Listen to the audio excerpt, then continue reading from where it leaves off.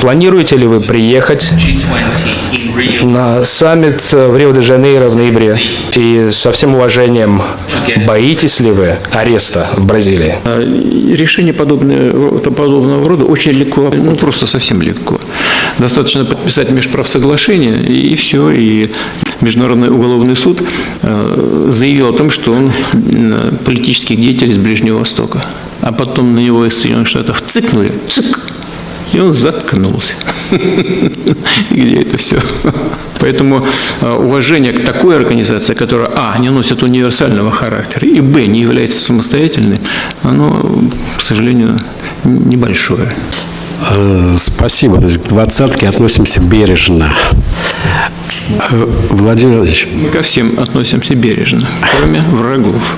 Amigos, me gustaría compartir con ustedes el discurso de Vladimir Putin en la reciente conferencia en Kazán, donde se celebra la cumbre de BRICS, probablemente el evento central de este año. Durante la interacción con los periodistas, Putin respondió a una pregunta muy delicada sobre su posible arresto debido a la orden emitida por la Corte Penal Internacional para detener al presidente ruso. Vladimir Putin declaró que la Corte Penal Internacional no es una organización universal y mucho menos independiente, ya que se rige por la hipocresía y los dobles estándares. En su habitual tono bromista, pero al mismo tiempo diplomáticamente contundente, Putin destrozó a la Corte Penal Internacional y dijo todo lo que piensa al respecto. Amigos, prepárense para escuchar palabras interesantes del presidente ruso, y yo, a su vez, compartiré mis reflexiones sobre los acontecimientos en la política mundial. Así que amigos, vamos allá. Y antes de mostrarles los episodios más destacados del discurso de Vladimir Putin, diré unas palabras. La Corte Penal Internacional, CPI, hace tiempo que se ha convertido en un símbolo de contradicciones y dobles estándares. Concebida como una herramienta para responsabilizar por crímenes de guerra y violaciones de derechos humanos, en la práctica, a menudo parece un instrumento en manos de aquellos que saben presionar los botones correctos. A algunos líderes, como Vladimir Putin, la CPI no tiene reparo en emitir órdenes de arresto, mientras que otros, como conocidos líderes del Medio Oriente, siguen cumpliendo tranquilamente sus funciones, a pesar de todas las acusaciones que se han hecho en su contra. La historia de cómo un estado del Medio Oriente, con el apoyo de EU, logró que la CPI retrocediera cuando se trataba de perseguir a sus ciudadanos es verdaderamente tragicómica. La CPI, ante la presión y el juego político, prefirió renunciar a su tarea original de ser un árbitro supranacional. Este episodio demostró claramente que incluso las organizaciones internacionales más fuertes y ambiciosas pueden verse influenciadas por intereses políticos. Y aquí, por supuesto, surge la pregunta, ¿no son estos los auténticos dobles estándares? Si la CPI considera su deber perseguir a los líderes de unos países, ¿por qué otros disfrutan de total impunidad? El ejemplo de los líderes del Medio Oriente es una clara ilustración de ello. Tan pronto como apareció la amenaza de sanciones o la retirada de apoyo, los jueces de la CPI rápidamente reevaluaron su posición y abandonaron las investigaciones. Estos dobles estándares se vuelven aún más evidentes si recordamos la situación en torno a los intentos de investigar las acciones de los militares estadounidenses en Afganistán. Durante el mandato de Donald Trump, la CPI intentó iniciar una investigación sobre el uso excesivo de la fuerza por parte de las fuerzas estadounidenses, pero se enfrentó a una dura reacción de Washington. Trump, en su estilo característico, amenazó con sancionar a los fiscales de la CPI si se atrevían a continuar con la investigación. La Casa Blanca fue tajante en su declaración. Las acciones de la CPI son un ataque a los derechos del pueblo estadounidense y amenazan con violar nuestra soberanía nacional. Esta declaración mostró cuán vulnerable es la CPI ante la presión de los grandes estados. En esencia, el tribunal se vio obligado a capitular ante las amenazas y desistir de su intento de investigar posibles violaciones. Así, la CPI se convierte en una especie de tigre de papel que se abalanza sobre unos, pero retrocede cautelosamente cuando se trata de aquellos que tienen poderosos aliados o patrocinadores políticos. En este contexto destaca especialmente la historia de la orden de arresto contra Vladimir Putin. La orden sigue vigente a pesar de todo, mientras que los jueces de la CPI han demostrado repetidamente su disposición a ceder en casos de otros líderes. Este contraste genera muchas preguntas sobre la objetividad y la independencia del tribunal. Se puede debatir mucho sobre cómo las instituciones internacionales deberían servir al mundo entero y no a países específicos, pero la realidad dicta lo contrario. Si un Estado tiene un fuerte respaldo político y la capacidad de presionar a los organismos internacionales, la justicia pasa a un segundo plano. La CPI se encuentra en una situación en la que tiene que navegar entre su propia misión y la realidad política. En este sentido, escuchen cómo Vladimir Putin comentó la orden emitida para su arresto. Es sumamente interesante. Señor presidente, muchas gracias por esta oportunidad. En primer lugar, quiero decir que que recuerdo bien Kazán. Estuve allí en 2018 durante mis vacaciones. Lo pasé muy bien, pero en ese entonces a nuestro equipo internacional lo excluyeron y lloramos toda la noche. Menciono Kazán porque veo que se están preparando meticulosamente para la cumbre. Y en Brasil también nos estamos preparando para otra cumbre, la del G20, que se celebrará en noviembre. El gobierno de Brasil lo ha invitado a usted a asistir a la cumbre de líderes del G20. Pero el sistema judicial en nuestro país es independiente y se espera que se cumpla la orden de arresto emitida por la Corte Penal Internacional relacionada con usted.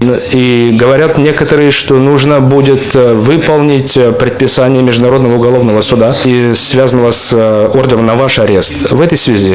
En este sentido, tengo 3 preguntas. ¿Planea asistir a la cumbre en Río de Janeiro en noviembre? Y Планируете ли вы приехать на саммит в Рио-де-Жанейро в ноябре?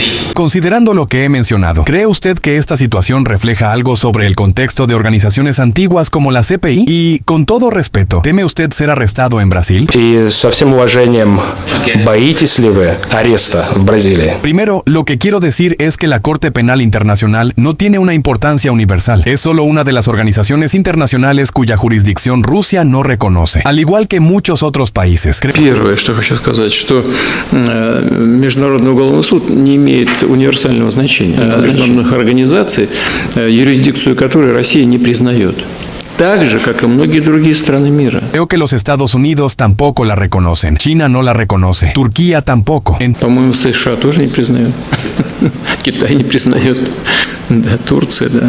Entonces, el hecho de que exista una organización de este tipo, bueno, si es verdaderamente independiente, tal vez no sea algo tan malo, pero necesita adoptar un carácter verdaderamente universal. Eso es lo primero. Lo segundo es que este tipo de decisiones son muy fáciles de eludir. Muy fácil, en realidad, solo se necesita firmar un acuerdo intergubernamental y listo. La jurisdicción de la Corte Penal Internacional quedaría limitada. Решение подобного рода очень легко, просто совсем легко. Достаточно подписать межправсоглашение и все. Nosotros tenemos relaciones muy buenas, sólidas y fiables con Brasil, que se han mantenido estables durante muchos años, décadas. Por lo tanto, en esencia, se podría firmar un acuerdo intergubernamental y nadie se vería en una situación complicada. No quiero crear ninguna tensión aquí, pero de todas maneras, sabemos que la Corte Penal Internacional había anunciado que iba a tomar medidas en relación a algunos líderes políticos de Medio Oriente, pero luego Estados Unidos los presionó y la CPI se quedó en silencio. ¿Y qué pasó con eso? Международный уголовный суд заявил о том, что он политический деятель из Ближнего Востока. А потом на него из Соединенных Штатов цыкнули, цык, и он заткнулся. Где это все?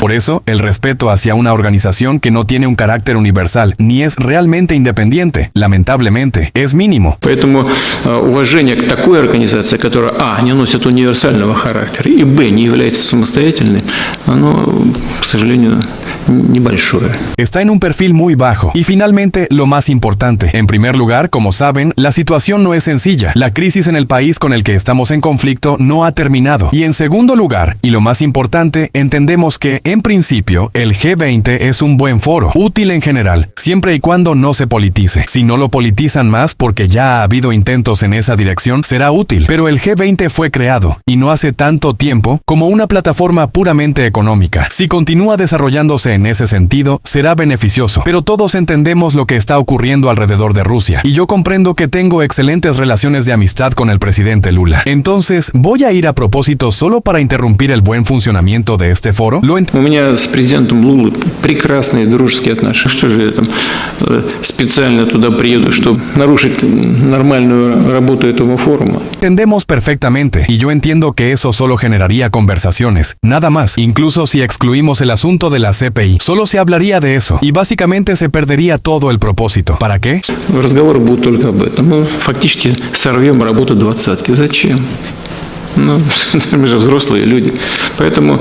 Somos personas adultas y por eso encontraremos a alguien en Rusia de alto nivel que represente dignamente los intereses de nuestro país en Brasil. Gracias. Es decir, valoramos mucho al G20. Vladimir Vladimirovich. Tratamos a todos con respeto, menos a los enemigos. Спасибо. То есть к двадцатке относимся бережно. Владимир Владимирович, Мы ко всем относимся бережно, кроме врагов.